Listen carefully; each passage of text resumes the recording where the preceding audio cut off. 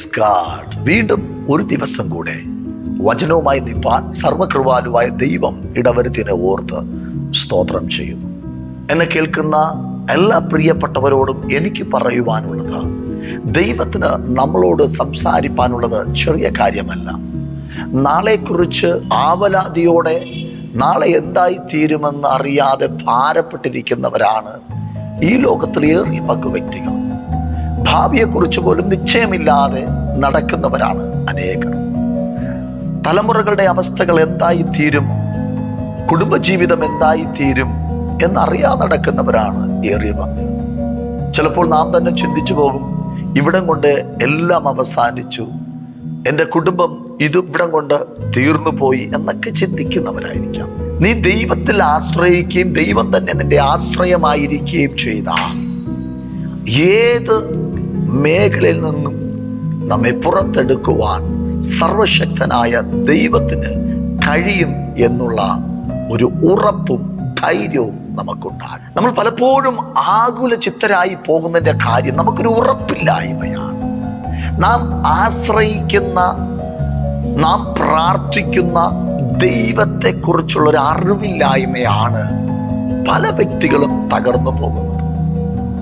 വ്യക്തികളിൽ ആശ്രയിക്കാതെ, ഈ ലോകത്തിലുള്ള യാതൊരു പ്രൗഢിയിലോ ഈ ലോകത്തിലുള്ള യാതൊരു നന്മയിലോ ആശ്രയിക്കാതെ നാം ദൈവത്തിൽ തന്നെ ആശ്രയം വെക്കുകയാണെങ്കിൽ തീർച്ചയായും നാം മുടിഞ്ഞു പോകത്തില്ല എന്നുള്ളത് നിശ്ചയമാണ്.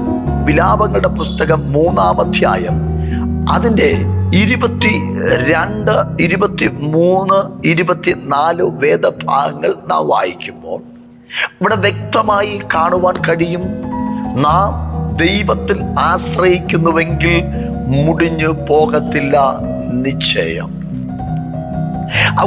ഒന്നാമത്തെ വാക്യം ഇങ്ങനെ, 22-ാമത്തെ വാക്യം ഇങ്ങനെയാണ് പറയുന്നത്, നാം മുടിഞ്ഞു പോകാതിരിക്കുന്നത് യഹോവയുടെ ദയ ആകുന്നു, അവന്റെ കരുണ തീർന്നു പോയിട്ടില്ല. ഞാൻ നിങ്ങളോട് പറയട്ടെ, നാം മുടിഞ്ഞു പോകാതെ ഇരിക്കുന്നത് നമ്മൾ പഠിച്ച പഠനത്തിൻ്റെ അല്ലെങ്കിൽ എഡ്യൂക്കേഷൻ്റെ മഹത്വം കൊണ്ടല്ല, നമുക്ക് വേണ്ടി ഒത്തിരി ആൾക്കാരുണ്ട് എന്നുള്ള ബലത്തിലല്ല.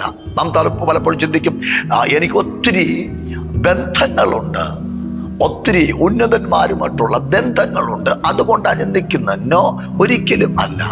വേദപുസ്തകം നമ്മളോട് പറയുന്നു, നാം മുടിഞ്ഞു പോകാതിരിക്കുന്നത് ദൈവത്തിൻ്റെ മഹാകൃപയാണ്.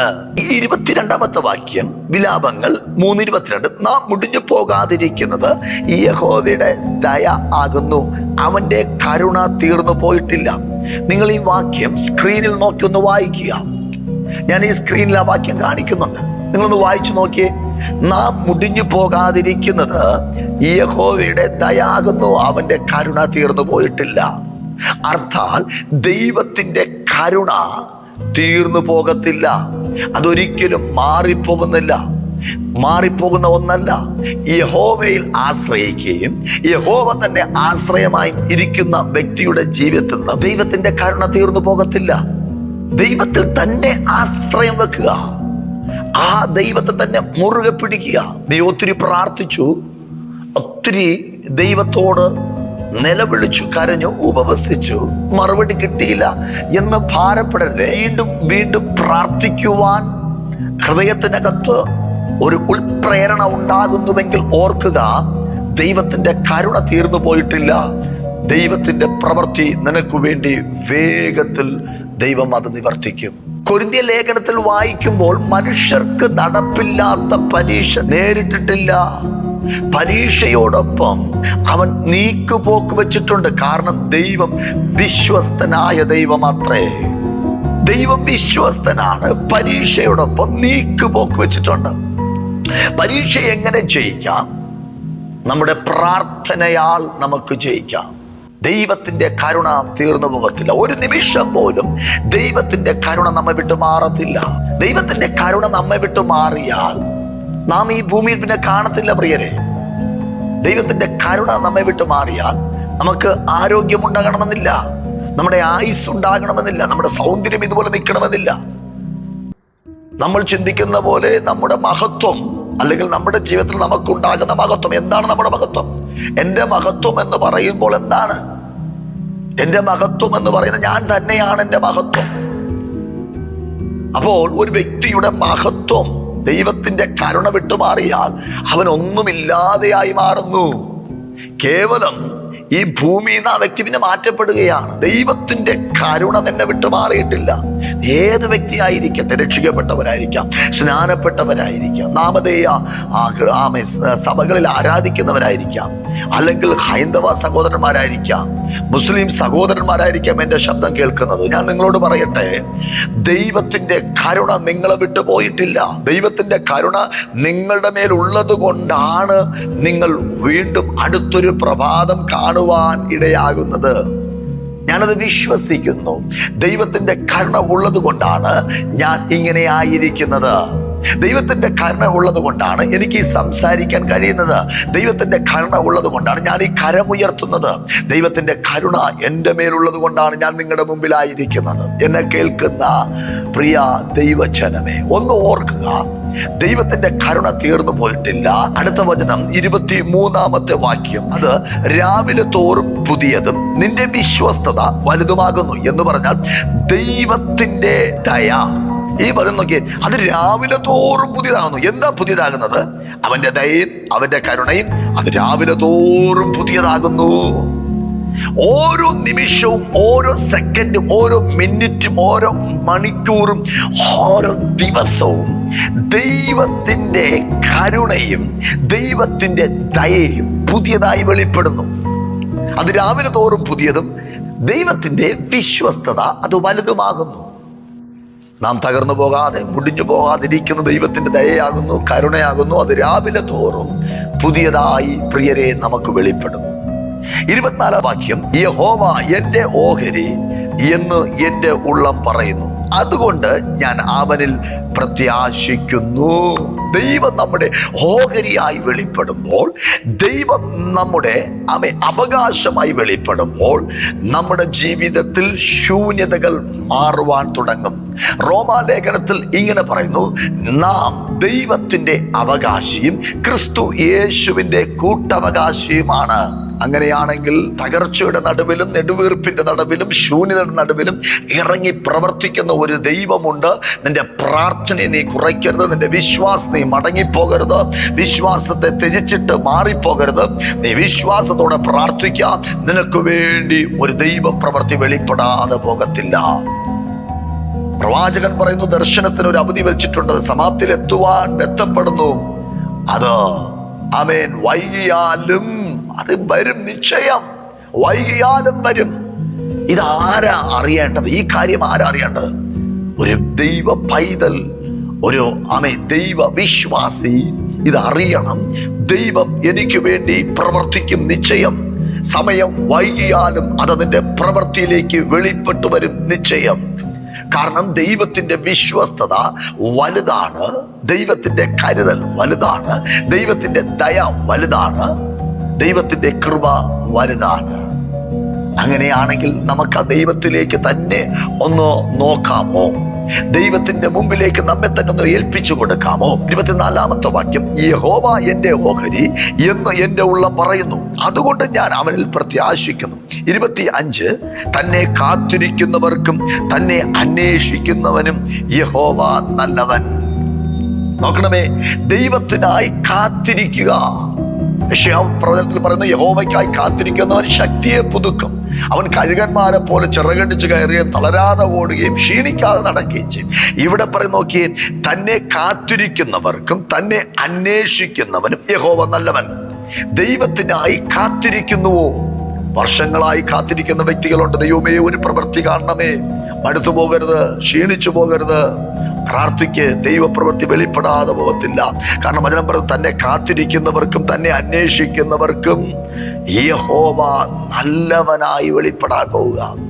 ആരൊക്കെ എൻ്റെ ശബ്ദം കേട്ടിട്ട് ഇനി ഒരു പ്രവൃത്തി എനിക്ക് ഉണ്ടാകത്തില്ല, ഇനി എനിക്കൊരു വിടുതൽ ഉണ്ടാകത്തില്ല, എൻ്റെ ജീവിതം ഇവിടെ കൊണ്ട് അവസാനിച്ചു എന്ന് ആരെങ്കിലും ചിന്തിക്കുന്നുവെങ്കിൽ ഞാൻ ഇന്ന് നിങ്ങളോട് ദൂത് കൈമാറുകയാണ്.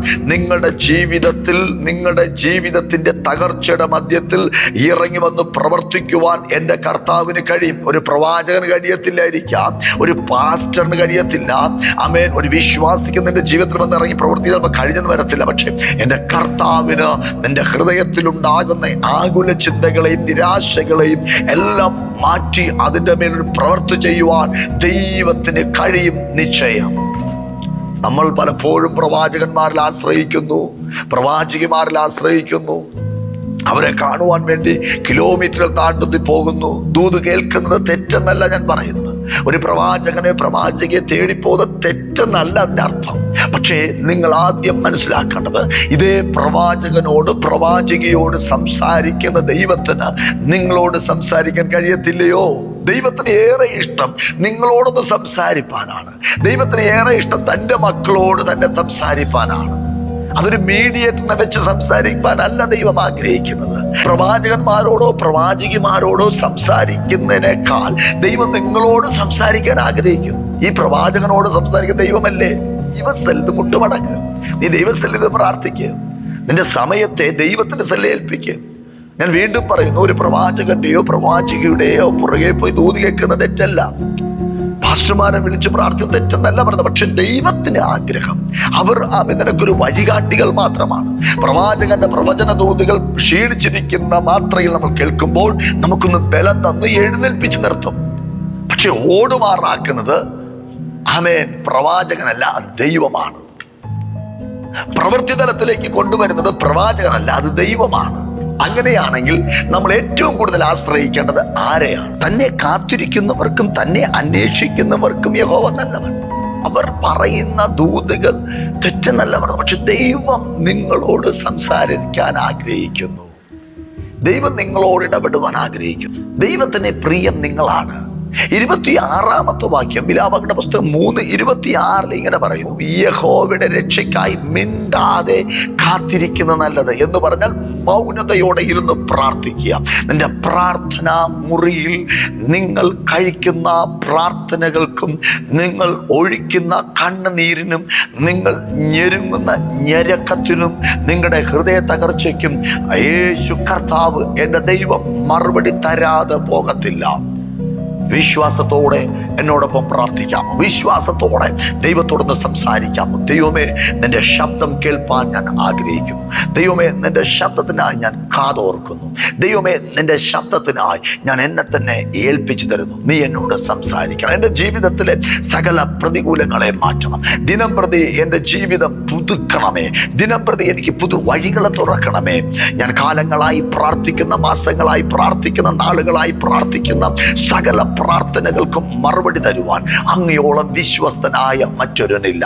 എന്നെ കേൾക്കുന്ന ദൈവമക്കളോട്, എന്നെ കേൾക്കുന്ന പ്രിയ ദൈവമക്കളെ, നിങ്ങളോട് എനിക്ക് പറയുവാനുള്ളത് ഒന്ന് മാത്രമാണ്. നാം മുടിഞ്ഞു പോകാതിരിക്കുന്നത് യഹോവയുടെ ദയ, അവന്റെ കരുണ തീർന്നു പോയിട്ടില്ല. ഏത് സാഹചര്യമാകട്ടെ, ഏത് പ്രതികൂലത്തിലാകട്ടെ, ഏത് പ്രതിസന്ധിയാകട്ടെ, അതിൽ നിന്നെല്ലാം പുറത്തെടുത്ത് നിന്നെ വീണ്ടും രാജകീയ അഭിഷേകത്തെ പകർന്ന് രാജകീയമായ പദവിയിലേക്ക് നടത്തുവാൻ എൻ്റെ യേശു ഇന്നും ശക്തനാണ്. നീ ഏതു മതത്തിൽ വിശ്വസിക്കുന്ന വ്യക്തി ആയിരിക്കട്ടെ, രക്ഷിക്കപ്പെടാത്ത വ്യക്തി ആയിരിക്കട്ടെ, എൻ്റെ ശബ്ദം ഇന്ന് ആദ്യമായിട്ട് കേൾക്കുന്ന വ്യക്തി ആയിരിക്കാം, എൻ്റെ യേശുവിനെ കുറിച്ച് ചിലപ്പോൾ ഇന്നായിരിക്കാം നീ കേൾക്കുന്നത്. എങ്കിലും ഞാൻ നിങ്ങളോട് പറയുന്നു, ഈ വചനത്തിൽ ഇപ്രകാരം പറയുന്നു, നാം മുടിഞ്ഞു പോകാതിരിക്കുന്നത് അപ്പൻ്റെയോ അമ്മയുടെയോ സമ്പത്ത് കൊണ്ടല്ല, നമ്മുടെ ബന്ധങ്ങൾ കൊണ്ടല്ല, ദൈവത്തിൻ്റെ കരുണയാകുന്നു, ദൈവത്തിൻ്റെ കൃപയാകുന്നു. ആ യേശുവിലേക്ക് നമുക്ക് ആശ്രയിക്കാമോ?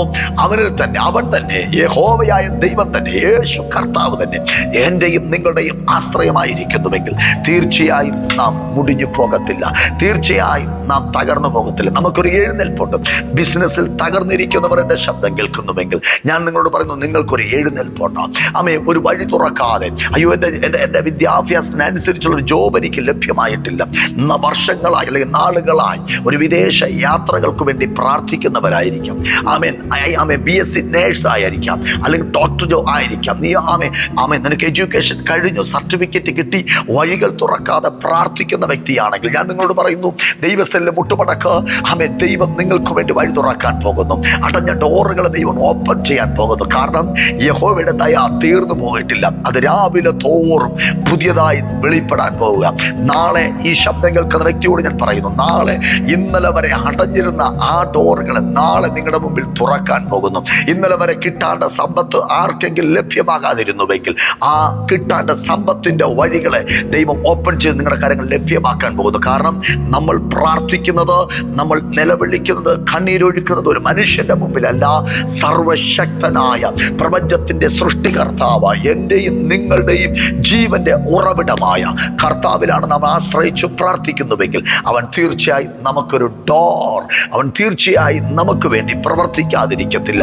നമ്മെ തന്നെ ഏൽപ്പിക്കാം, കണ്ണുകളെ അടയ്ക്കാം. നിങ്ങളുടെ ഏത് പ്രശ്നമാകട്ടെ, ഏത് പ്രതിസന്ധിയാകട്ടെ, ഏത് രോഗമാകട്ടെ, ഏത് സാഹചര്യമാകട്ടെ, അതെല്ലാം ദൈവത്തിന്റെ കരങ്ങൾ കൊടുത്ത് നമുക്ക് ഒന്നിച്ചു പ്രാർത്ഥിക്കാമോ? പ്രിയ കർത്താവേ, ഈ ജനത്തെ, എന്റെ ഈ ശബ്ദം കേൾക്കുന്ന എല്ലാ പ്രിയപ്പെട്ടവർ, ഇതിനകത്ത് ശുശ്രൂഷകരുണ്ടാകാം, ബിസിനസ്സുകാരുണ്ടാകാം, പലവിധമായ സാഹചര്യങ്ങളിൽ കൂടി കടന്നു പോകുന്നവരായിരിക്കാം, രോഗത്താൽ ഭാരപ്പെടുന്നവരായിരിക്കാം. ആവശ്യമനുസരിച്ചുള്ള ഒരു എഡ്യൂക്കേഷൻ ഉണ്ട്, അതിനനുസരിച്ചുള്ള ഒരു ജോബ് ലഭ്യമാകാത്ത വ്യക്തിയായിരിക്കാം. ചിലപ്പോൾ ടെസ്റ്റ് എഴുതി പാസ്സായിട്ടും ലിസ്റ്റിൽ പേരുണ്ടായിട്ടും കിട്ടാത്തവരായിരിക്കാം. ഈ വചനപ്രകാരം പ്രാർത്ഥിക്കുന്നു, അത് രാവിലെ തോറും പുതിയതായി ദൈവത്തിന്റെ വിശ്വസ്തത വലുതായി വെളിപ്പെടുമെങ്കിൽ ഈ ജനത്തിന് വേണ്ടി യേശുപ്പച്ച ഒരു പുതിയ ഡോറുകൾ ഓപ്പൺ ചെയ്യണമേ. വിദേശ രാജ്യങ്ങളിൽ പോകുവാൻ വേണ്ടി പ്രാർത്ഥിക്കുന്നവർ, കർത്താവ്, UK, കാനഡ, അയർലൻഡ്, അല്ലെങ്കിൽ മറ്റുള്ള രാജ്യങ്ങൾക്ക്, USA, ഏത് രാജ്യങ്ങൾക്ക് വേണ്ടിയാണോ ഒരു ജോബിനായി ആഗ്രഹിച്ച് പ്രാർത്ഥിക്കുന്നവരുണ്ടോ അവർക്ക് വേണ്ടി ഡോറുകളെ കർത്താവ് ഓപ്പൺ ചെയ്യണമേ. എത്രമാത്രം പഠിച്ചിട്ടും എത്രമാത്രം പ്രയത്നിച്ചിട്ടും തന്റെ ബുദ്ധിമണ്ഡലങ്ങളിൽ ഒന്നും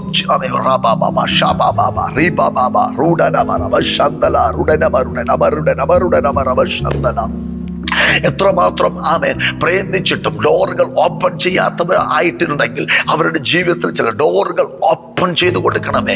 ബിസിനസ്സിൽ തകർന്നിരിക്കുന്നവർക്ക് പുതു വഴികൾ തുറക്കണമേ. ബിസിനസ്സിന് യേശുവിന്റെ നാമത്തിൽ പ്രോഗ്രസ് ഉണ്ടാകട്ടെ. തലമുറയെ കുറിച്ച് ഭാരപ്പെടുന്നവർ എന്റെ ശബ്ദം കേൾക്കുന്ന ഈ വചനപ്രകാരം പ്രാർത്ഥിക്കുന്നു, അത് രാവിലെ തോറും പുതിയതായി ദൈവത്തിന്റെ വിശ്വസ്ത വലുതായി ഫാമിലികളുടെ മേൽ വെളിപ്പെടട്ടെ എന്ന് പ്രാർത്ഥിക്കും. എത്ര പേർക്ക് ആമേൻ പറഞ്ഞ് ഈ ദൂതിനെ സ്വീകരിക്കാൻ പറ്റും? എത്ര പേർക്ക് ഈ പ്രാർത്ഥനയെ സ്വീകരിക്കാൻ പറ്റും? ഞാൻ ആത്മാവിൽ ഡിക്ലെയർ ചെയ്യുന്നു, ആത്മാവിൽ, പരിശുദ്ധാത്മാവിനാൽ തന്നെ ഞാൻ പറയുന്നു, നിങ്ങളുടെ ഏതു പ്രശ്നത്തിന്റെ മേൽ ഇന്ന് പുതിയതായി ഈ പ്രഭാതം കഴിഞ്ഞ് നാളെ എന്നൊരു പ്രഭാതം നിങ്ങളുടെ ജീവിതത്തിൽ വരുമ്പോൾ അത് പുതിയതായി വെളിപ്പെടാൻ പോകുക. ഡോറുകൾ ഓപ്പൺ ആകാൻ പോകുക.